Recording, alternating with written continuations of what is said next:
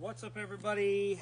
I am the Lake Station community advocate and educator here. I might do a two-part on this, and it's on leadership, cowardly leadership. But I wanted to first start with this. Is go check out Lake Station Strong Towns Collective on Facebook and Lake Station Strong Local Conversations. Check out my TikTok. I'm trying to get the YouTube thing going, and we also have a website. And I want to. No way does this reflect on, how would I put it, on any sort of organization or group or anything of that nature. And I always go and I look at the behavior. And I'm going to try to crack your vault of behaviors and see where we go with it. So right now I want you to pause and I want you to read this behind me. And very quickly, how many F's do you see? And now, since I gave you a couple moments, how many do you see? In reality, what we perceive and what we observe, even though we're staring at it, we're not seeing what we're actually seeing because there's biases that are involved as we observe and we perceive things. And for many, you may have said 3, you may have said 4. There's actually 6 in this sentence. Yes, there's 6. And so perception and the way that we observe things can be blinded because of our particular biases.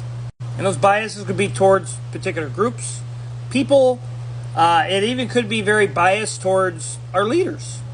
And with this selective perception and selectivity, let's say, that's called perceptual set. And it influences the way that we respond to the world, to people, to things that we read, to things that we see, people who say these things, and who it's towards.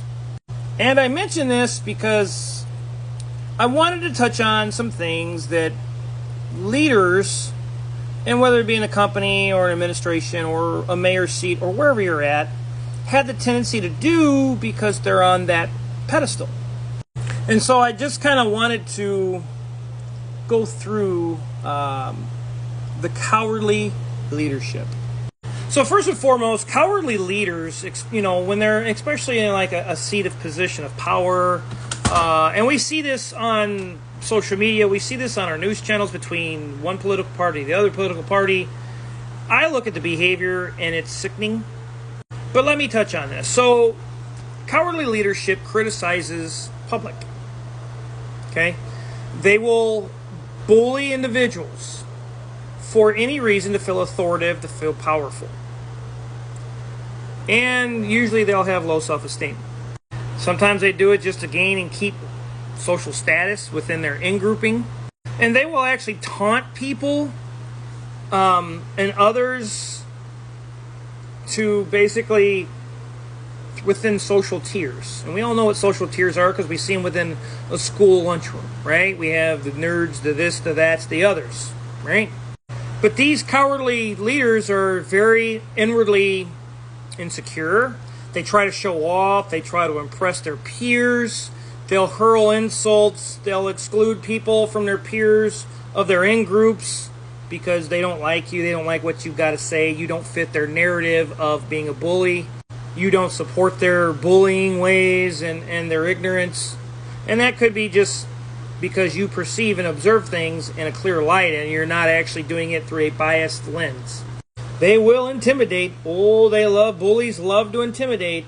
They'll spread rumors, they'll spread lies about those that they feel threatened by. So anybody that they feel very threatened by, and it's not really that person's fault, it's the bully's fault, because it could be some things from when they were a child, whatever the case is. But their end goal to bully people, whether it's online or whatever the case is, their end goal is just to humiliate with the intention of trying to ruin that person, their image, or their self-worth. And that's all because of a self-problem of the bully. Now, it all stems from the bully feeling powerless, being insecure, the need to and for control continually, and that's control of everything to make them feel comfortable and safe within their own little bubble. They, like I said, they have that sense of powerlessness. They need to have that constant control of everything. They do it out of enjoyment, believe it or not. And they will do it, at least the excuse is, they'll do it to defend territories and friendships and things like that. But here's where it gets to be a real problem. Is once their onlookers, their friends, their in-grouping members, their residents, their fellow employees that are underneath them, once those onlookers start to experience their successful bullying, they begin to accept it, they begin to encourage it, they will join in, they will actually normalize this behavior. Then it becomes culturally accepted, and then you're considered to be biased, which means you're not looking at through everything through a clear lens of behavioral, you're looking through of self, right? Now remember, this is all a default mechanism of what a leader clearly shows themselves to be. Who they exactly are and what they actually value. And it's their job as a leader to extract those things, those behaviors, to kind of remove or revoke any of those cancers that are within their company, their administration. It's your job to get that stuff out, and not just of your company, but of yourself first and foremost, because remember, that behavior is like a virus and it stems through. And bullying to these cowardly leaders is a self-soothing trait. They bully to deflect away usually also from their sheer incompetencies. They're just incompetent as a leader, and they're fearful they're going to mess up, that they're going to fail everybody around them, that they're going to fail the people of those that they loved and they lead. And so they default to a bullying mechanism to make themselves feel better, so it's self-soothing. And there's very distinctive patterns here. They repeatedly do this, and they deliberately are harming others, and they do it just to humiliate others, to feel, like I said, self-soothing, to feel better, to feel powerful, to feel in control. And bullying from leaders is just a simple, very desperate, and very convenient opportunity. They take it, and it shows who they are and what they've been. And like I said, what they value. But I wanted to touch on this. Now, I'm not attacking people, I attack the behaviors. And as a leader, one would assume that you hold yourself to a certain amount of integrity and honor and pride, and not just pride, but self-efficacy, and you would hold yourself to a higher standard if, you were a leader. And here's a couple things within this that are very disturbing.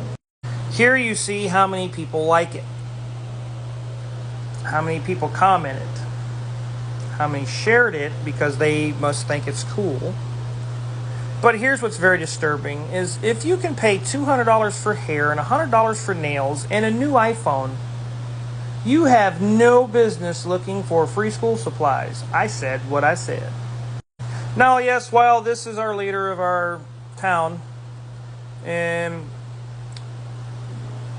this is a cowardly default mechanism, but I wanted to kind of touch on a couple things in this video, and at least on this. No, this isn't his first time. No, this is a character trait, like I said. They show who they are, and what their values are. So no, this really isn't a new behavior, and obviously you see this is something that has long time stemmed deep within leadership. Now, while again this is right of our town, I'm not attacking the person, it's the behavior that I'm looking at, because as a leader, you would assume that you would hold yourself to a very high standard. But I'm going to touch on this, and this in my next video, because cowardly leadership, it stems deep, it's deep rooted, it's not something you change quickly. I'm the Lake Station Community Advocate, and like I said, this doesn't reflect on any organization or any group, but I want to call out the behaviors, because you guys know that I like to call out the behaviors, because there's no excuse for it, especially when you're a leader. Check out the Lake Station Strong Towns Collective on Facebook, on TikTok, we're here, YouTube soon to be, and we have a website also on the Lake Station Strong Towns Collective Facebook page. Be the change you want to be the change you want to see. Be an eagle, don't be a crow, and I'll be touching on that as well very soon, on being an eagle and not a crow. Be the change you want to be. Challenge the status quo, because if you don't, you never know what you can change and what we can achieve together or as a group. And be expected, there are some change coming, people.